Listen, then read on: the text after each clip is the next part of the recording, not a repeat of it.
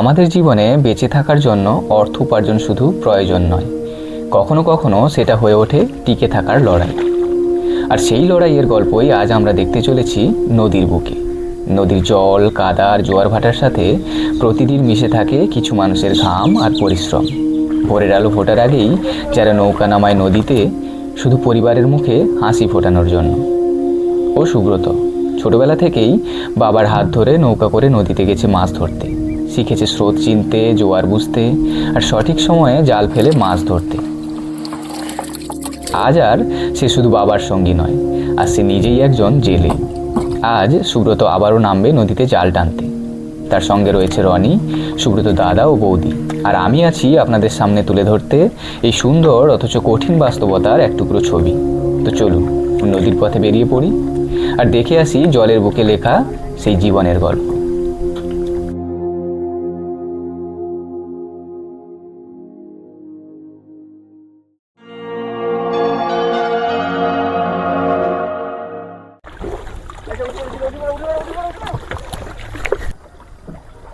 এক নম্বর মাঝি এখন রেস্টে আছে, 2 নম্বর মাঝি হালটা ধরেছে।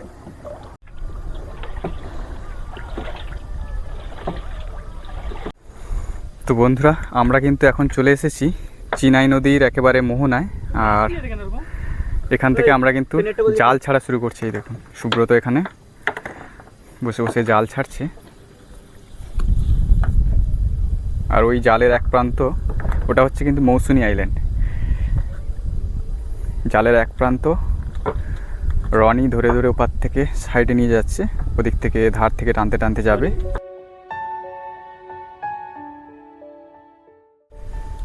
আস্তে আস্তে আমরা জাল ছাড়তে ছাড়তে এগোচ্ছি। আর এরপরেই কিন্তু কিছুক্ষণ বাদে জালে কি মাছ পড়ে তা আপনাদেরকে দেখাবো। আর মৌসুনি আইল্যান্ডের এই চরে প্রচুর কিন্তু বগ এসেছে, আপনাদেরকে একটু জুম করে দেখাচ্ছি।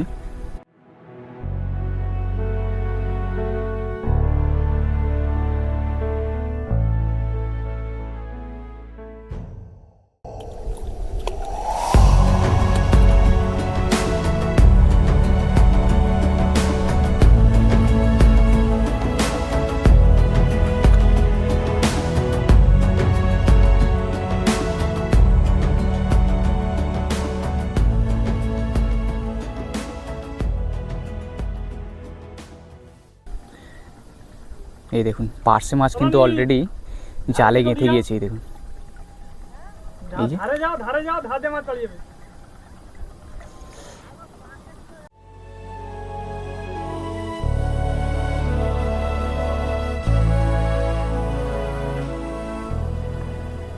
তো আমরা জাল টানছি, আর এখানে নদীতে কি পরিমাণ চিংড়ি আছে আপনাদেরকে ক্যামেরায় একটু দেখাচ্ছে। দেখুন, যত জাল টানছি চিংড়ি মাছগুলো জলের উপরে লাফাচ্ছে।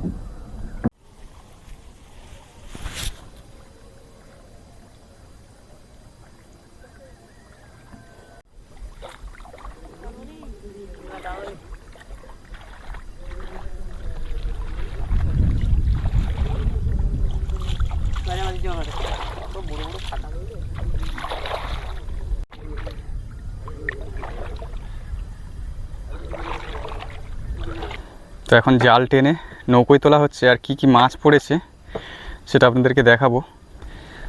তো এখন জোয়ার হয়নি, তো সে কারণে মাছ এতটাও পড়ছে না। এখন 2-4টে করে মাছ পড়ছে, তবে জোয়ারের সময় কিন্তু প্রচুর মাছ হবে, আর আমরা কিন্তু থাকবো ততক্ষণ।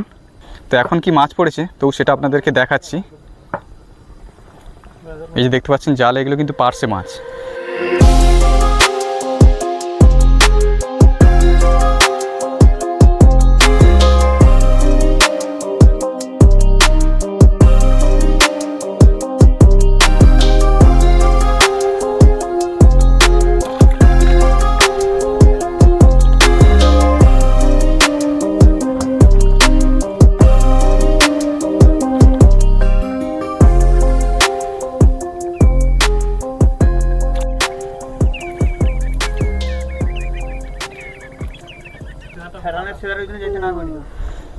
কত পার্শে মাছ পড়েছে দেখুন। একবার কিন্তু জাল টেনেছে, তাতেই কিন্তু এত মাছ উঠেছে। তাও এখন কম হচ্ছে, যত জোয়ার পড়বে তত কিন্তু আরও মাছ বাড়বে। এই দেখুন, এই দেখুন খয়রা মাছ পড়েছে, আস্তে এই যে জ্যান্ত মাছ একেবারে।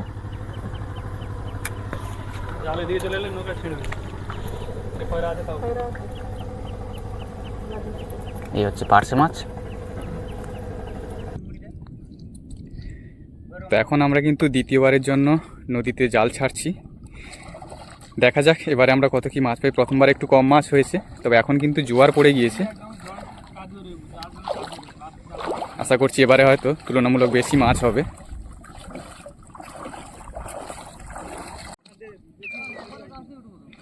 জালের একটা প্রান্ত একেবারে নদীর যে ধার দিয়ে, জলের ধার বরাবর এরকম টানতে হবে, আর একটা প্রান্ত এই যে নৌকোতে জাল ছেড়ে ছেড়ে ওভাবে যাওয়া হবে, অনেকটা ওদিক দিয়ে রাউন্ড করে জাল টানতে টানতে যাওয়া হবে।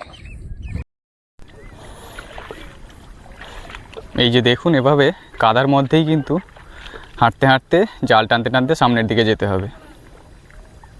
তো চলুন এবারে আপনাদেরকে দেখাই কেমন কি মাছ জালে গেঁথেছে, সেটা আপনাদেরকে দেখাই।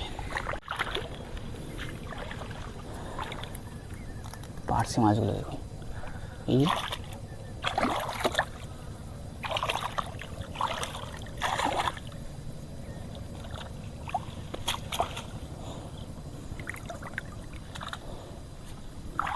নদী থেকে এরকম জ্যান্ত মাছ ধরার মজাটাই কিন্তু আলাদা। এই দেখুন পার্শে মাছ কিন্তু জালে ভরে গিয়েছে, এই দেখুন ওই যে।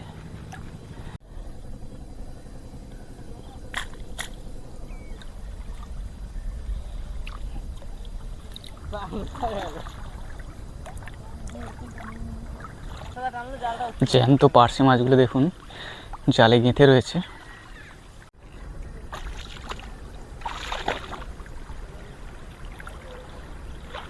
কত পাখি দেখুন এখানে, মৌসুমীতে নদীর চরে কত পাখি দেখুন। এক সুন্দর প্রাকৃতিক দৃশ্য, যা সমস্ত জায়গায় কিন্তু আপনারা দেখতে পাবেন। এই দেখুন কত সুন্দরভাবে এই পাখিগুলো নদীর চরে, কি দারুণ লাগছে দেখুন।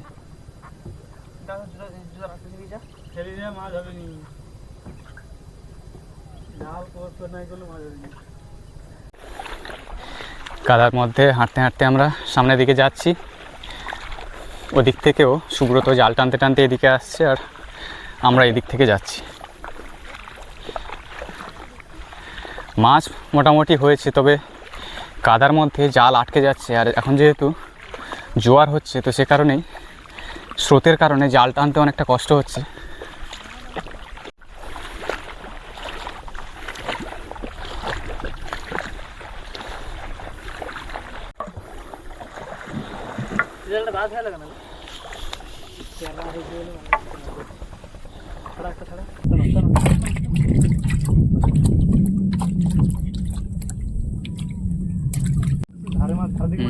যত ধারে যাইছে তত মাছ বাড়ছে। কত মাছ, তাও তো এত ছিঁড়া, তাও আটকেছে।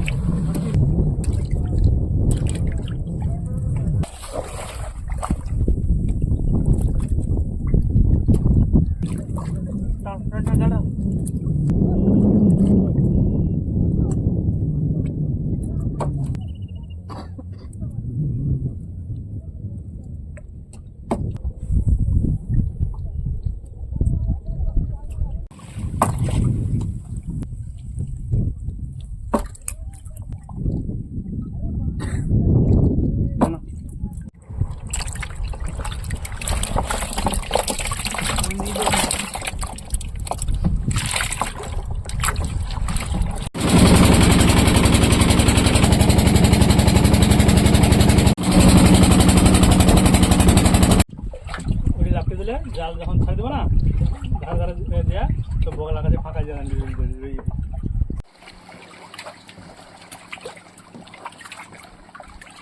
আর আছে, সে বল আছে। আমার মাছ তো ভারী।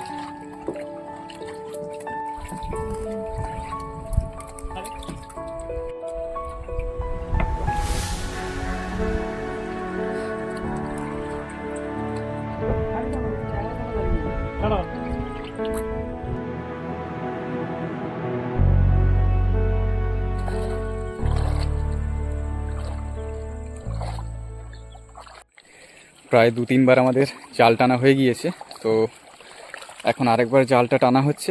আর আমরা কিন্তু সবাই মৌসুনি আইল্যান্ডের চরে আবার নেমে পড়েছি। আর নেমে এই দেখুন এদিকে জাল টানা চলছে, আর এদিকটায় ম্যানগ্রোভ। এই দেখুন মাছ ধরার সাথে সাথে এরকম প্রাকৃতিক দৃশ্য আপনাদের সামনে তুলে ধরছি। আর কেমন লাগছে এই সমস্ত ভিডিও আপনারা অবশ্যই কমেন্টে জানাবেন। কাদায় হাঁটতে হাঁটতে এই দেখুন জেলিফিশ চোখে পড়লো। এই দেখুন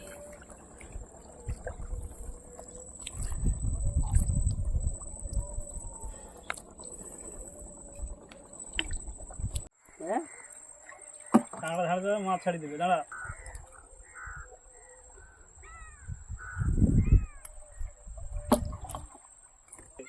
তারা এখন অনেক বাকি। আর এখন মাছ তো সব ধরে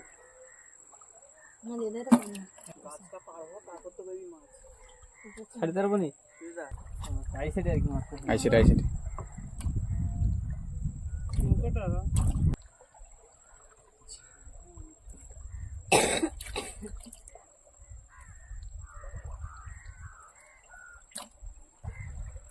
ও বাবা, এই জায়গাটা মাছ দেখুন।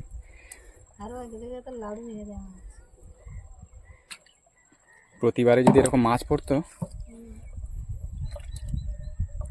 তবুও 3-4 বারের তুলনায় এবারে মোটামুটি মাছটা অনেক বেশি এসছে।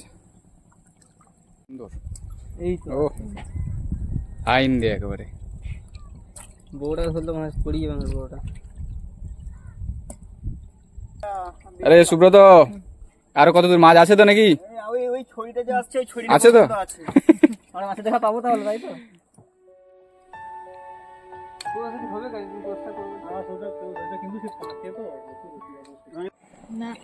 তো বন্ধুরা, আমরা কিন্তু জাল টানার কাজ আমাদের শেষ হয়ে গিয়েছে। এবার আমরা বাড়ির দিকে রওনা দেবো। তার আগে চলুন আপনাদেরকে একবার দেখাই কত কি মাছ হয়েছে। সুব্রত চলো, এতক্ষণ জাল টানার পরিশ্রমের ফলটা দেখাও দেখি। এই যে সাইজগুলো দেখতে থাকো। চলো, এই দেখুন, একটু তুলে দেখাও ভালো করে মাছগুলো হাতে। ও, এটা হচ্ছে কাঁকড়া, সুন্দরবনের সুন্দর কাঁকড়া। কত মাছ পড়েছে দেখুন।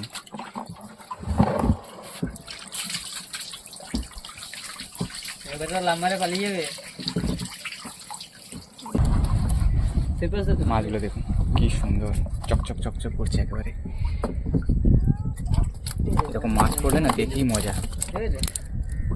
এই দেখুন, এই জ্যান্ত মাছ।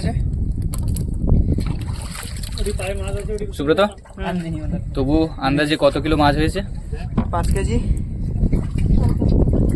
প্রায় 4-5 কিলো কিন্তু পার্স মাছ হয়েছে।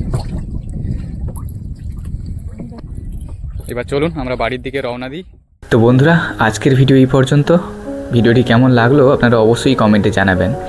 আর যদি ভিডিওটি ভালো লেগে থাকে তাহলে চ্যানেলটিকে সাবস্ক্রাইব করে পাশে থাকবেন। দেখা হচ্ছে পরবর্তী আরেকটি নতুন ব্লগ ভিডিওতে। ততক্ষণের জন্য সবাই সুস্থ থাকুন। শুভরাত্রি।